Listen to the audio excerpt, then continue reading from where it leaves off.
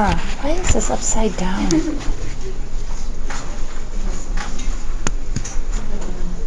Gosh, I'm a little bamboozled here, honestly. Weird, okay. Thank you. Okay, let's just go through this and take a peek. Take a peek at a few things. Anyone know what YTD means? Year to date. Year to date, right? So current paycheck and year to date. And what's kind of weird about this paycheck? Just by looking at what we just, it's the same. This is the first paycheck of the year. Yeah, and where do you see that? Where's the date? Yeah, top right, Jan 2nd, 2013. And you can see the pay period. How often is this person paid? Once a month, because it looks like it's from the prior December. Can you estimate how much they make in a year if that's their gross for a month? How much? Everyone's like, yes, I can do that. Yeah, they made 80 plus. Nice job. This isn't a Missoula pay stub, by the way. Okay. Personal deductions, that's everything that's what? Added to or taken out of their paycheck? Taken out. It's all their withholdings. Withholdings is another word for deductions. And then the net amount is what? Yeah, that's what your actual check is, right? And employer contributions, what's that? It's all the stuff that they pay for you, that your employer pays for you. Might be health insurance, might be pension. I don't think food and workers' comp are in there. Oh, really? Off the top of my head, I can't answer that. Probably because they're a mandatory benefit. Please be all right now. And then look down here. What can you tell me down there? What do those two things look like?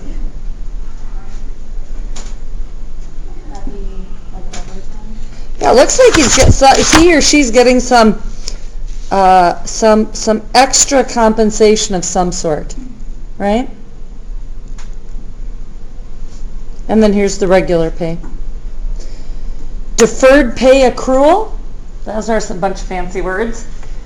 That is what we don't know what it is exactly, but it's money that he's getting taken out of his checks and putting into some sort of instrument to do what? To save, to take out later. It's probably retirement. Most often when you see these words, deferred pay, you like to see next to that, 401k or SEP IRA or 403b and these things might not mean anything to you at this point, but you want to know the name of the instrument that it's being deferred into. Okay? All right. Then we've got a bunch of deductions before federal tax. And you're not going to know what all this is. But the first one is a type of retirement vehicle. Yep. And then the employee's putting some money into insurance, kind of a lot of money. Also paying in some life insurance.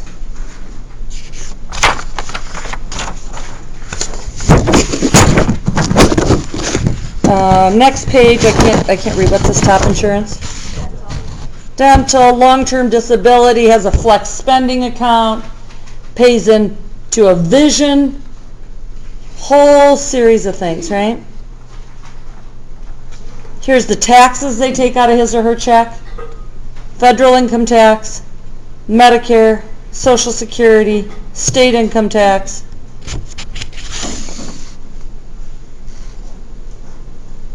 What is the reimbursement and how do you administer that?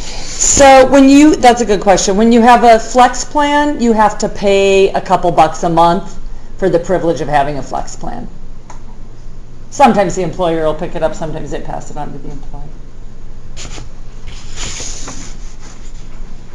This person looks like this, And this, number 264592, should tie to what? And it does. That's a quick and dirty on this paycheck. Now I'm going to give you some questions. Can you, for me, find out what you think? Let's see, go right up here. Regular annual gross salary.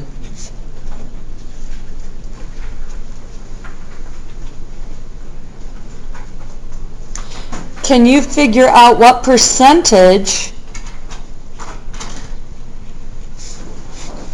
this person paid into federal income tax? And by that I mean what percentage of the gross?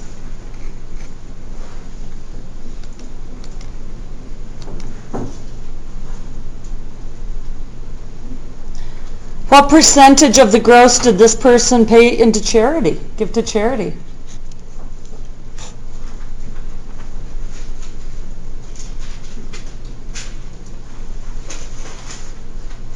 What's the second one again? Percentage fit. What percentage of his or her gross paycheck did they pay into federal income tax?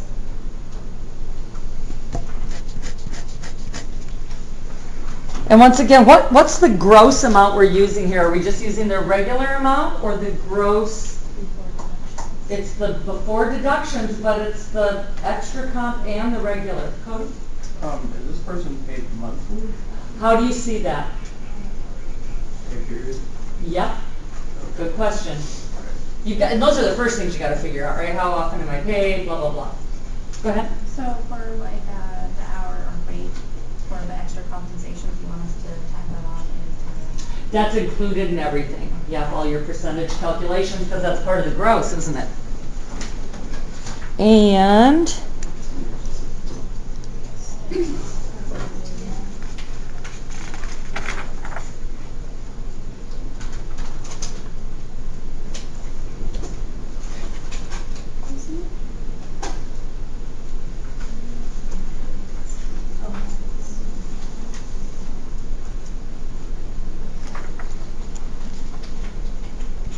And then percentage employee and employer paid into retirement.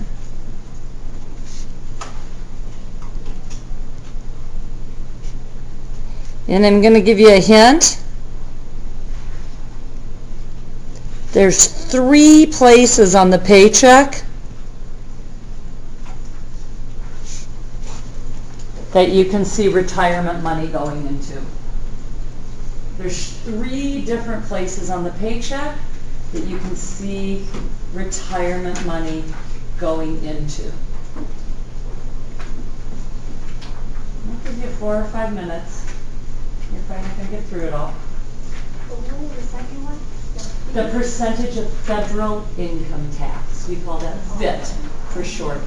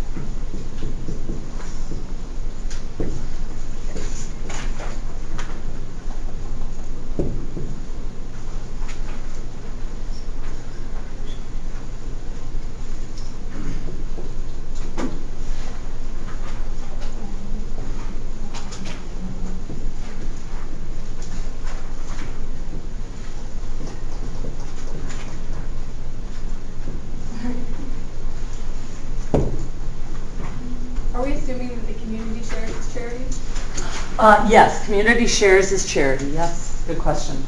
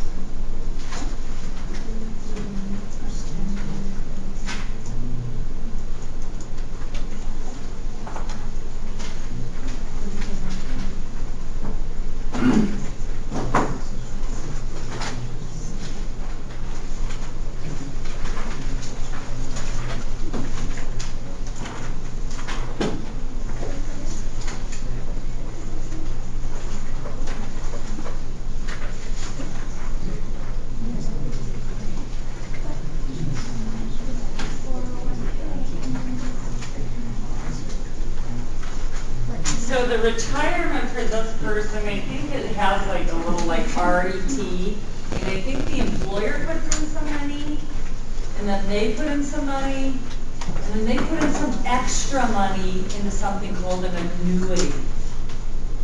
So there's 3 different places that money goes into his or her retirement.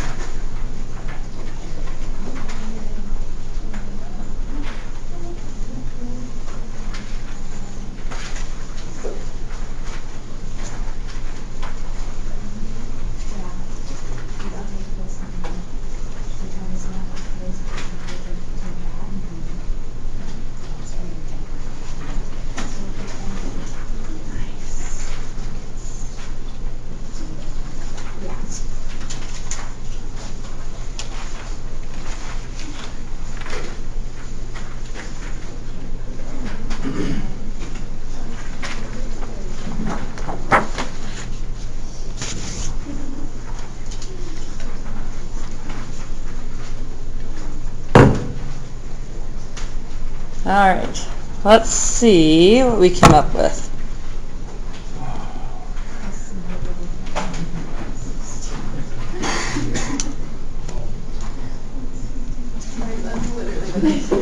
All right, so in this case, right, the extra comp was a chunk of change, wasn't it?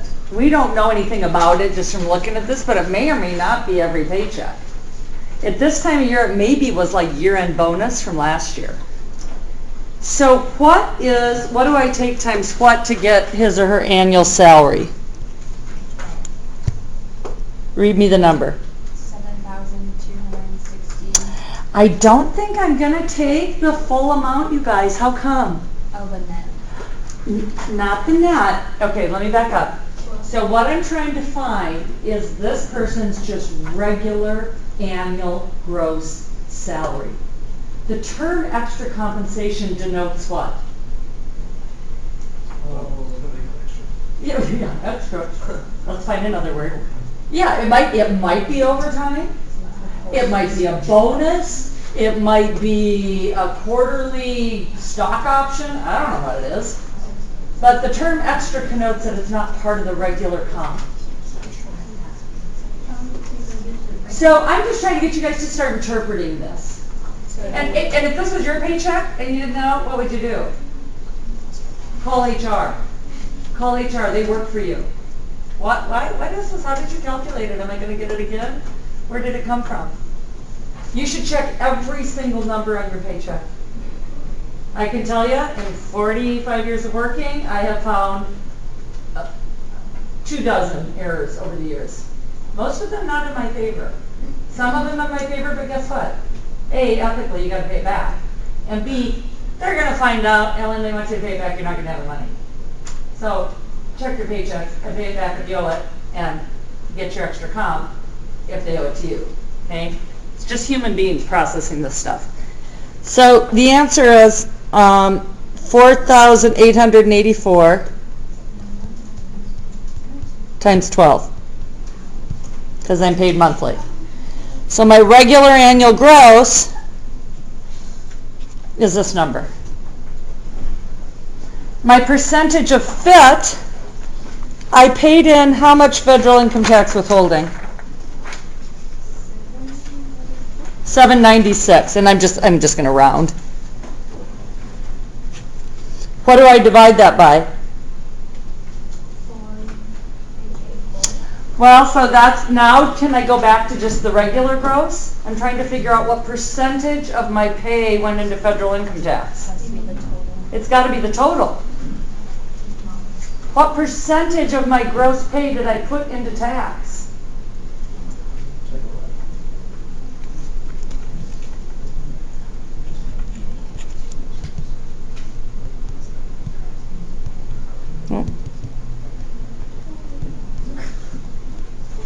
Oh, 796 divided by 7261, 10.9%, 11%.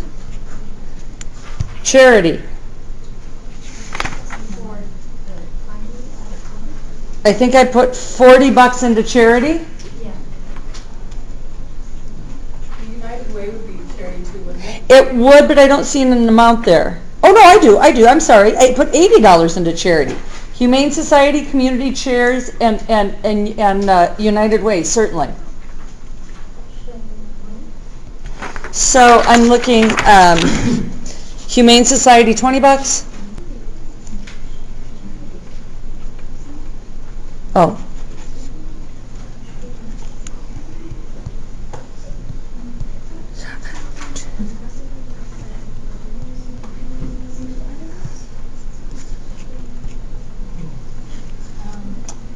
And lots of people, or not lots of people, some people, it's very important to them to track what percentage of their gross they give back.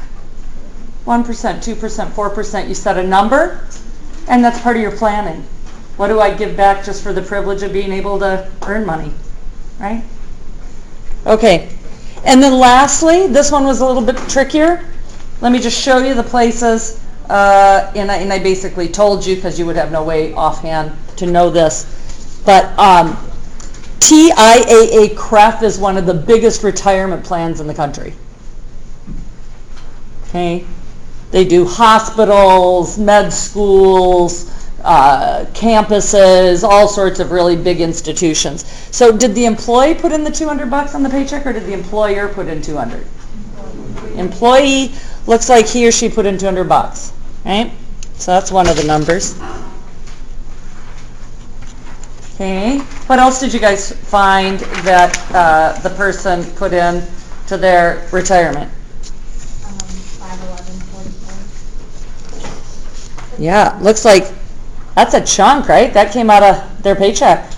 That one is a TI. Yep, that was a TIA CREF retirement contribution. And then what did the employer put in for him? Yeah, and it's not even a match, is it? Oh, actually, these were two more numbers, weren't they? Yeah. So there's four numbers, sorry. So the 200 plus the 511, and the employer put in almost $700.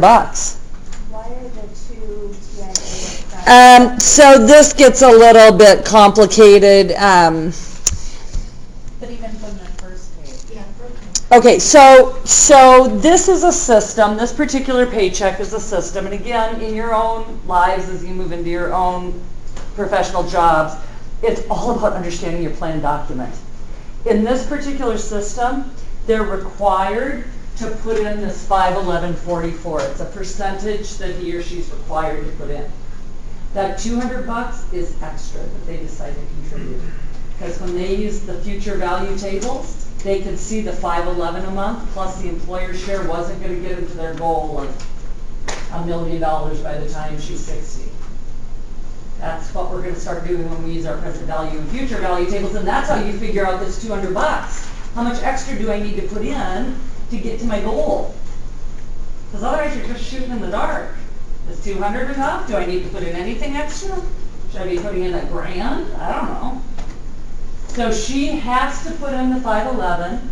She chose to put in an extra 200, and then the employer is oh no, it's just one number. I'm sorry. The 342 is the employer column.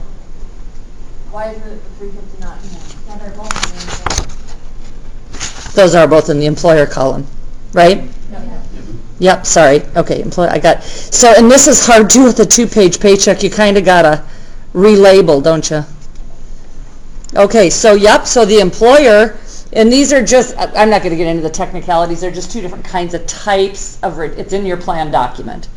So, plus The 200 beforehand plus the 511. 511, that was the employee, right? And then is it usually supposed to match with the employer? It may or may not. Some employers match dollar for dollar, some match up to a percentage, some 50 cents on the dollar, some not at all. You might go to work for somebody that goes, I don't have any extra money put into your retirement. Okay, so what are the three? So total 1414 divided by the gross.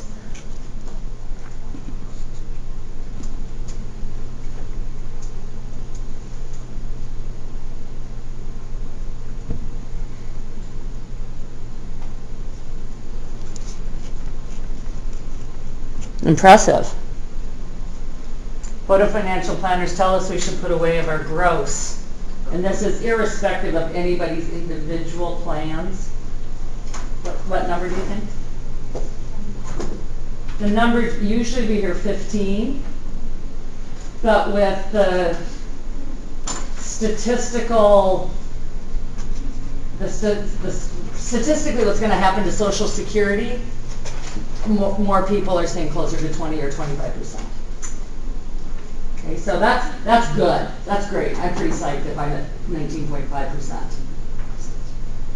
Okay, so for Tuesday, you're going to do the second one. I think I wrote the questions right on it, and it's a lot easier. The paycheck that I'm having you do on your own is a lot easier, a lot more straightforward. Okay? So do that for Tuesday. All right, let's move on. This was just I don't know if I can say for fun exercise, but it's kind of in addition to the book. So I handed back your attitudes. Well done. Most of you were really honest. I appreciated that. When all of you were really honest. Some of you dug deeper than others. And I really appreciated it, and I also appreciated hearing from any of you that it was like really good, and it was, kind of tough to do, and it provoked some emotions, but you're like ready to, kind of peel back the kimono and see what's underneath. So that was good. I'm not going to belabor attitudes anymore, but you've spent, some hours thinking about it now, so that should be in the back of your mind as we're forging forward. What I had you do for today was worksheet 2-2.1, I believe, which is this guy. And if you recall, there were 2 sheets on it. We worked on the net worth statement for today, and we're going to go to the second tab and start working on the cash flow for Thursday, and I'm gonna put that up there when we get to it. Okay, so with that, can you please hand in? I'll just pass this around. Your worksheet 2.1, and always when we do these kinds of things, you need to print it out on one piece of paper. Okay, just like you're handing it to a board of directors or your boss, or it's a cover letter or a resume. Okay, and everything needs to be spell checked and grammar checked and professional. Okay, we're in college. Not really a funny story, but kind of a funny story. I was in an advisory committee meeting on Tuesday night, And I had a couple partners at CPA firms in, and they were talking about how abysmal people's cover letters and resumes were. And a gal was applying to buy into a CPA firm and sign her name, so-and-so, comma, certified public accountant. But she missed the L in public. Oh. And spell check didn't catch it. Read your stuff, okay? Read your stuff before you send it. Sort of funny. That would be terrible. That would be so terrible. And guess what? The minute she hit send, she saw it. I don't know. I'm just making that up. But my point is, before you send something out, I have my husband, my lover, my boss, my kid, my roommate, my dog read it. And they're like, oh my gosh, because spell check does not catch everything. And if you're one of those people, and there's statistics tell us there's about 15% of us are this, that we still struggle with there versus there and to versus true and ours versus, have somebody else look at your stuff. There's no shame in that. The shame is when you hit send and realize you left the L out. Okay. All right, so do we have anything we want to talk about on your net worth statements? I may be sending these back to you for rework, I don't know.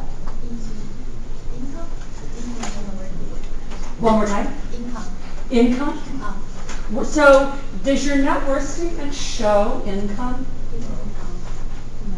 What three? Don't look at it. What does it show you? It shows your assets, liabilities, and equity. If you have a negative net worth, what's that called? It's not a net loss. A net loss is a cash flow or an income concept. It's called a deficit. You probably hear the term bandied about a lot with our federal treasury. Okay. Deficit, you're in the hole.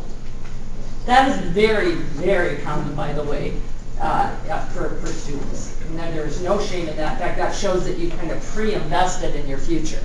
Okay? If you have a positive number in your net worth, what do you have? Surplus. Surplus and deficit. Okay? More verbiage. All right, let's take a peek. So then let's just break down real quick in our head. What are the categories of assets again? You can have liquid assets, long-term assets, but we called those some other things, didn't we? Investments, real property, personal property. A couple of people said to me, where do I put, I've got a business that I'm a shareholder in. Where do I put that? That actually is a separate category. I'd make a strong case. It could be if you own shares in your S Corp, but like if you're a partner in a partnership, or you just have a sole proprietor, where like I'm a truck driver. Okay. And the liabilities we just split into current and long term. Did everybody who have debt, did you go look up the real numbers so that you could put the accurate numbers in? Good. All right. So let's keep forging ahead then with Chapter 2, our conversation on Chapter 2.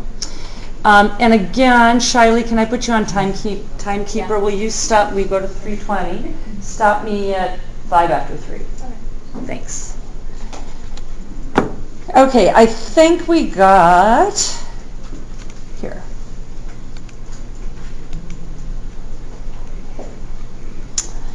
And this was actually one of the questions that came up last time, which is your assets of what you own. Why is it not as helpful to put your assets on your balance sheet at what you paid for them? Give me an example why that's not fair. Because you can't sell for that. You can't sell it for that. So what would be an example of what you can't sell it for? You buy a car, you can't sell it for. You bought it off the lot. Really, all of our toys. Well, cars aren't toys, but I mean like boats and RVs and snowmobiles and all these things that everybody thinks they need to have in Montana, they depreciate really quickly. Not saying you shouldn't have them, just be aware that they're not an investment. Okay? But then conversely, some things what? Like I bought 20 shares of Tesla 2 years ago. What's happening to Tesla? $5.90 a share right now. And like we were not in your house and stuff like Yeah, you remodel your house. There's a whole, that's a really good point. There's a whole, oh, I can't even think what it's called, but it's an analysis of what kinds of remodeling in your house actually increases value, what you're doing that just keeps your value status quo, and what actually you're never going to get your money out of. So that's all, and again, I'm not saying don't remodel your third bathroom, but just be aware, you know, what it's going to do for the value of your house. And real estate itself oftentimes will go up, land, raw land, things like that will go up. So my point is, what does that mean it's different from GAAP? Most of you probably won't know what that is. What is it? General accepted accounting principles? Yes, GAAP is generally accepted accounting principles, and the SEC, who's that? The Securities and Exchange Commission requires that anybody that prepares financial statements for the public, so if I'm traded on a stock exchange, that I prepare my books according to GAAP, generally accepted accounting principles. And GAAP says you always have to keep your assets on your books for what you paid for them. That's just an accounting rule. But in our real life, when we do our balance sheets, it doesn't really make sense. Liabilities, we've done all this, you know what that is. This is absolutely, like this kind of stuff that we beat up over and over and over is absolutely like, you can guarantee this is the kind of stuff I test on. Boot up Excel and make me a net worth statement based on these facts. Right? What happens if she sells $6,000 worth of the assets and converts them to cash? Well, it's not going to be in investments, it's going to be up in liquid assets. So when we spend a lot of time on a concept, that's absolutely what I want you to focus on. So if you're struggling with one of those concepts, you best get with me quicker rather than not. Solvency. So you're solvent when your net worth is positive, which we just defined as having a what? Surplus. You're insolvent, technically speaking, if you have a deficit. Okay. Again, I mean, it's worrisome if you're insolvent at 50. It's not as worrisome, you know, it's typical for students, clearly, to be insolvent in their 20s. And this has got a little bit of a typo in it. There's hope for us yet. This is just showing, this is kind of dated, these numbers are some years old. But, you know, what happens to net worth over the course of our years? Why would it possibly be going down? Isn't it always supposed to be going up? Yeah, when you stop working, what do? You start using your assets to pay for your monthly expenses, right? Now, when we went to our financial planner, she said they asked me a bunch of questions, and one of the questions was, how much do you want to leave, you know, in your estate? And we honestly had never had the conversation with each other, and without even breaking stride, we both said nothing. Like, figure out how we get to spend out every penny we save and have the most fun and give the most to charity, and then we die. Right? Because my theory is we gave them a good life and a college education. Have at it. But lots of people, that's really important to them to leave X for their heirs. Our kids know this. Okay. So then the book talked about two things I asked you to read for today. And there's income statement and cash flow statement. And I said most people, personal people, don't really do income statements, which is true. But I still have this up here. I believe really a cash flow statement and an income statement are almost the same thing for just a person. So personal income statements are prepared on the cash basis. What cash do I get in the door? What cash do I spend? And again, same word, at the end of the month, if I have a cash surplus, what technically are some things I should be doing with that? I should be funding a savings vehicle. I should be funding some sort of investment or retirement vehicle. But if you have what, you should be using surplus to take care of that. Debt. And without going, we're going to spend a lot of time in this, but theoretically, what order do you pay your debt off in? The most expensive debt, which is the highest what? Interest rate. Now, If you're somebody, believe me, I've had a number of folks like this over the years of teaching this class, and there's no shame because you're here and you're trying to figure out how to turn everything around. If you've got a number of people knocking on your door, sometimes you're not always able to pay it off in the way that makes the most sense because, right, the loudest person might get the attention first. But in theory, if you've got a choice, that's how you pay it down. Okay. And we're going to be working on this. Here's the kinds of headings. And again, I'm pretty much right now using income statement and cash flow synonymously because you're all individual people. We're not doing business P&Ls, profit and losses. We're doing individuals. So these are the kinds of things, kinds of places that you might get income from. Most of us have wage or salary or we're self-employed. Looks like this person we just looked at got some sort of bonus on his or her paycheck. What's investment income? Like dividends. Yeah, like I own some stock, and then once a quarter I get a check. Oh, look, dividends. Or I've got a savings account that right now pays like 0.8%. So at the end of the year I get $1.60. Yay. That's investment income. Money that my money makes on itself. Pension, that's obviously when I retire and getting a check. And then other income, that's usually, and some of this is definitely applicable to students, is gifts from parents or grandparents, and selling stuff. I might have to sell some stuff to pay tuition. I've got, my grandmother's old ring or whatever. Okay, and then I'm sure you guys all know what you spend your money on. These are your classic kinds of expenses, but and a couple of things that are really important. People will make whole budgets without the recreation or other or entertainment. That's not viable. Okay. Our big joke in our family, we met when my husband was in undergrad and I was in grad school, and every Friday we each got our own crisp $10 bill. And he was like, oh my God, because he came from a family that was just like money free for all. And I'm like, that's your very own money to do whatever you want with it. It's like, are you kidding me?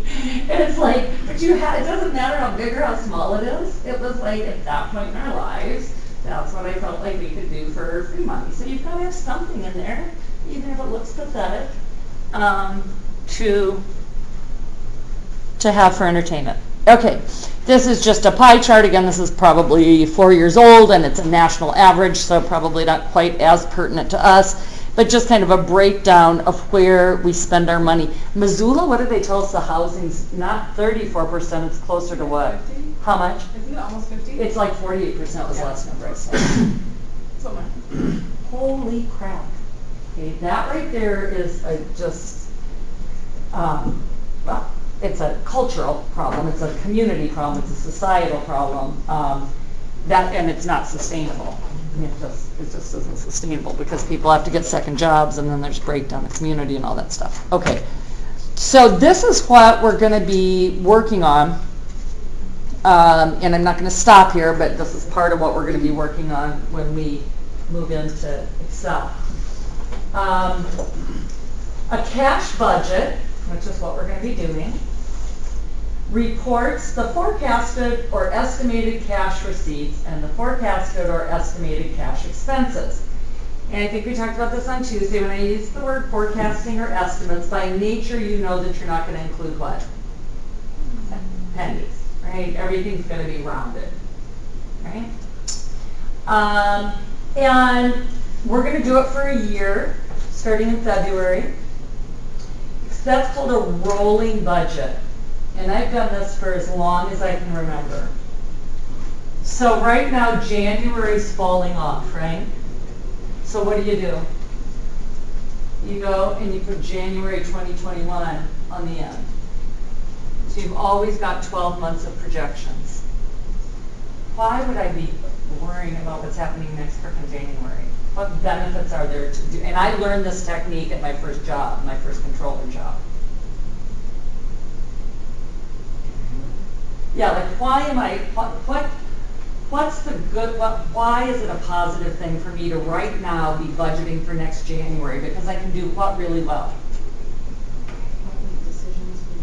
Yeah, it's going to help me make decisions for the future for sure. But what it's also going to do is it's going to help me remember those things that only happen in January. I'm like, oh crap, my sewer bill's due. And when I sit down to make my budget, guess what I forget? When my sewer bill comes in. See what I'm saying? So because I just paid my sewer bill, I'm like, oh, don't forget to put in your sewer bill in January. Or like, it's one of 2 months every year that I take my dog to the groomer. Right? So I gotta remember to put in dog groomer for $70. Stuff like that. And in the business world, it's just supersized the reason you do that. So I really believe in the merit of a rolling budget. It's estimates, I get it, it's going to change, but why not? When you're hitting the delete on January, just really you can copy and paste it for all intents and purposes to the next January and amend it for anything different. Okay? No? February's Valentine's Day. Do we like to go out for dinner? March is our anniversary. Do I get a little gift? And you don't think of those things when you're sitting down all at once, I can guarantee you. The less you have in this big amorphous category called other or miscellaneous, the better. And then, let's see, what are these examples of? Oh, this is just, I just pulled this, and we've already talked about this, so I won't beat it up, but these are just examples of things that happen, you know, like once a year. Christmas, car insurance, twice a year, move to my summer job once a year. This is where most people's budgets fall down, by the way, is not thinking of those 1 up, 2 up, 3 up things. Back to school stuff if you've got kids. Textbooks if you're a student. Okay, so then the question is, so I do my whole thing, and if I've got a surplus, yay! I'm going to go back up into the expense section, and I'm going to put more money into savings or investments, which are not the same thing, by the way. Savings account is a liquid account that you can get in and out of whenever you need. An investment by nature is not designed to be liquidating it every time you've got to put a new battery in your car. Because if the market is down, do you want to sell it? Get $150 to pay for your battery? Of course not. So you want a liquid savings account, and then some investments that are simply there to earn a what?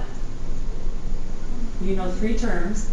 A yield, or a ROI, or a rate of return. Exactly. Okay. And or if you've got a surplus, you're going to use it to pay down some debt. If you've got a deficit, you've got another issue. If you do a budget and you've got a deficit, what is that basically screaming at you? You don't have enough money to pay your bills this month. That's what that's basically saying. So you've got some options. Okay? And for most of us, those are fairly limited. If you've got savings or investments, maybe you're in a position where you're going to need to liquidate temporarily. You may need to figure out how to change your income. I.e., for most of us, we can't go to our boss. I'm sorry, I'm having a little problem with my cash flow budgeting. I need to make another $3.50 an hour. Probably not going to fly. So maybe you're looking like, how am I going to make another $100 a week? Well, you know, you may be picking up a shift at whatever. Okay. Or you temporarily, believe me, I'm not advocating for this, but you may need to tap into credit. That's only if you can see from the whole year picture that you've got, it's a temporary fix. You've got a quick way to pay it back. So I oftentimes will see that when I do a whole year, like, oh, I've got a big deficit in, you know, whatever month that is. October, I have a big life insurance premium due. So maybe I'm going to need to borrow some money from my home equity loan to pay that, but I'm very clear how I'm going to pay that back the next couple months, right? Okay.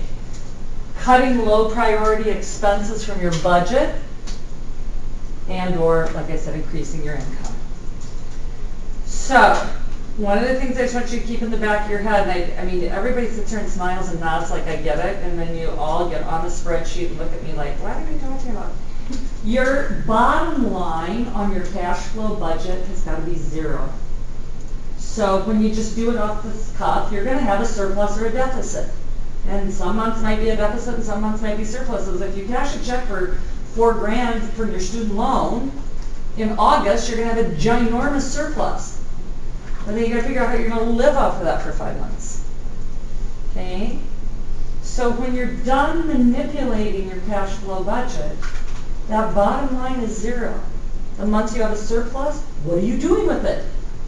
The months you have a deficit, you've got to find an extra revenue line, which might read pull from savings, might read borrow from home equity line, might read get extra job, but it's got to get to 0. Okay, I think it'll be easier when we get on the spreadsheet and look at it, but just keep that in the back of your head. And I think I'm going to be done before 5 after, so we'll have more time to work on it. So here's my illustration. Let's see, this guy's got some wages, he's got student loans twice a year, he gets a birthday gift in March. Obviously he's got his tuition bills, or those same 2 months, you can read what he forgot. And I think these were the examples I pulled from the last one with the car insurance and the Christmas and the moving to the summer job. So what do you notice about this guy?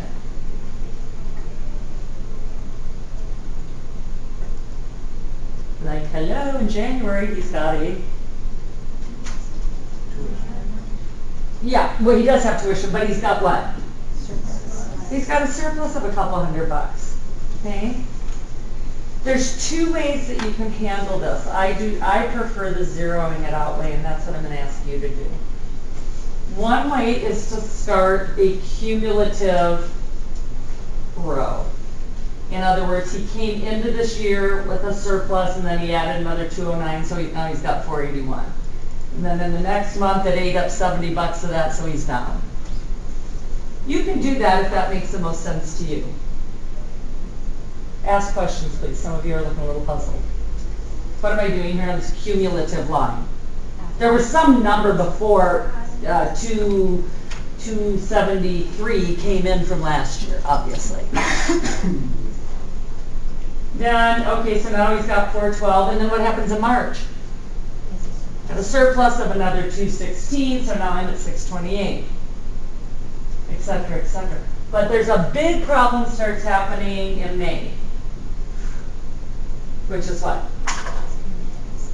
He doesn't have enough in his surplus account to handle what's happening. And that's why I'm a pretty big believer in zeroing it out every month so you can really clearly see what's happening. How would you, for example, just give me one way you might zero out January. And look at the number 1 line under expenses. Yeah, I would increase my savings number from 272 to 209. And what would that do? Zeroing out. Now I'm in February. Crap. Deficit, $69. I'm going to have a line item up under income that says, pull from savings. I zeroed it out. Okay? You can do it all through savings. What I'd like each of you to do, I mean, and obviously, again, this is very personal. If you've got current debt, probably not student loan debt, it's probably in deferral, unless you've got some old student loan debt, in which case you are paying now and then. That would also pertain to what I'm going to say next. If you've got, and this is a tough one, and financial planners might not agree with me, but for me it's just the mentality of it.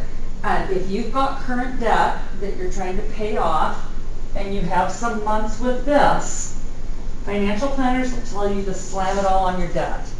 I believe in whatever the number looks like for you, like a 60-40 split between paying down debt and starting a savings account. I think that the emotional boost that every month seeing your savings account, regardless of how modest it may be growing, is like a pretty, affirmative thing.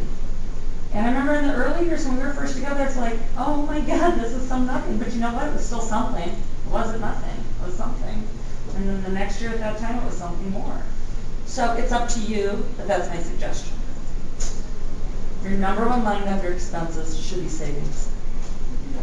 If you have credit card debt or student loan debt or car debt or any other kind of current debt, that should be in there. I've got mine down here for this person as car payment. Okay, questions about this? Okay, now are the wages, is that her gross wages? Is that for this guy we just looked at, is that the 7,200 or the 4,600? Of course, it's the net pay. And that begs another question. How many of you are exactly even on your taxes at the end of the year? Like, how many of you owe zero and get zero refund? Most of us have one or the other. That belongs in one of the two places. If you get a refund, that's income. If you owe money, that's an expense. Okay? And the best you can do is guess based on prior years. If you're in a situation like you're getting married, or divorced, or starting a new business, or you just had a kiddo, it's going to change, and I actually can help, give you a raw number to work with if that's your situation and kind of help you plug that in. Okay. Concrete steps. Biggest thing you can do, and this is so stinking easy, is just set up an automatic transfer. We do it for our retirement investment. We do it for our liquid savings accounts. We do it for a car fund, so that twice a month I put money into a car fund so that when, the car you're driving now dies, you're not back at the bank or borrowing another 30 grand. I mean, you're still probably borrowing some, but you've got a nice down payment. So you're setting up those funds every month, and they can be super modest amounts. I mean, I'm sure my banker thinks I'm crazy. I've got like 10 different categories of savings accounts. Vacation, car, taxes due. Nothing's a surprise. That's a huge thing, those automatic transfers. Okay, so what are we doing right now? Obviously, we prioritized our budgets, short-term, mid-term, and long-term, and now we're making a budget. And the biggest thing here is, and I mean, honestly, you can't do all this work and then just forget about it. You really have to check in once a month. And that's called a variance analysis. And that's what makes most of us super uncomfortable, which was, here was my budget, and here's what I actually spent, and here's where my variances are. And it's like, oh God, I was only supposed to spend $30 eating out, and I spent $130. And only you can make the behavior changes. I'm not going to sit up here and talk psychology to you, but it's just a way mathematically to look at your behavior. We're going to talk a whole bunch more about credit cards. Really, you should have a credit card. It's very difficult to build credit without one.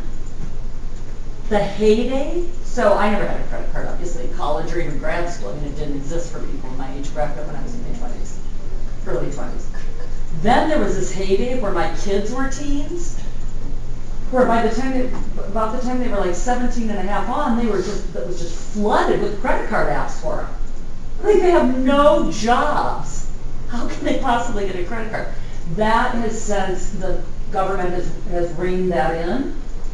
And we're going to talk a lot about it, but it's a really good idea to get like a super low cap credit card, like $200. You can't really overspend. What would you say is the best? We're gonna do some research, and it'll look really different for you maybe than from Lisa because you're in different stages of life. And then we talked about this, right? The purchase clause, the 90 seconds on what's small and the 2 days on what's big. And your small and big will probably look really different from my small and big. When we were, younger and starting out, really anything over 20, 25 bucks was a big purchase in our life. And then you just took the step back for a couple days. Might not be big for you, it may be big for you. But these are really good things, and if you're with a partner, you have to be on the same page.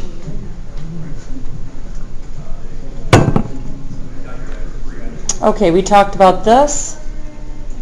And then this is the last step. At the end, at the end of the cycle, we've done our budget, now we get a month down the road, and I'm gonna prompt you guys when we get to the end of February to check. Hey, what did you do compared to your budget? I'm gonna prompt you at the end of March, hey, how's it going? I don't want you to tell me, it's really none of my business, but I'll prompt you to take a look at it, okay? Yeah, that's your variance analysis. And sometimes it'll just be our budget was off. Like, it's winter, our heating bill's up. That's another thing. Don't forget that unless you're on a budget billing. You probably pay more in utilities. We sure do in the winter, which is also worth saying, if you can get on budget billing, do it. It makes a ton more sense to have, $80 a month all year than it does fluctuating all over the place, right? Okay, that's as far as I'm going to go. Why don't you go ahead and load up your worksheet 2.1, but this time you're going to the cash budget tab, and we're just going to spend the last 20 minutes of class starting on our cash budget.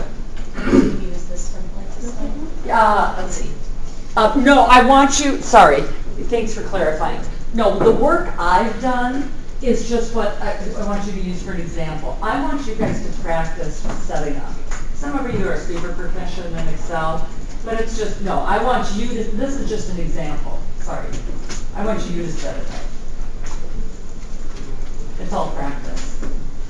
And I'll take that on Tuesday from you.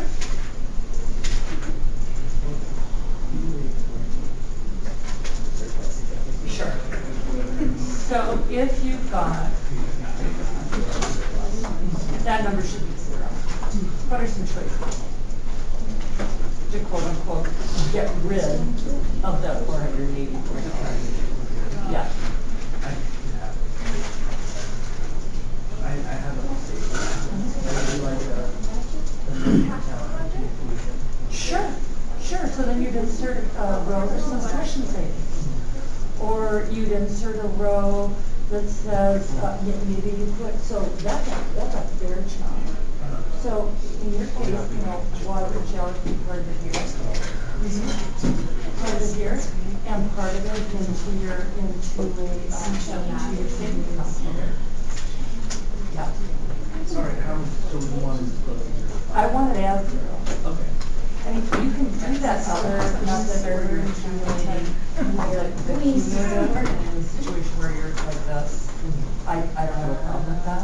Okay. But, and then because it's a budget stuff, you should really send it down to your balance. Okay. And then so that you can see it decreasing using the formula as you take out on it. For sure. Okay. Does that make sense? Yeah. Good. Who else needs some jump start? So you're not using my template, you're recreating your own, but you're using mine for guidance.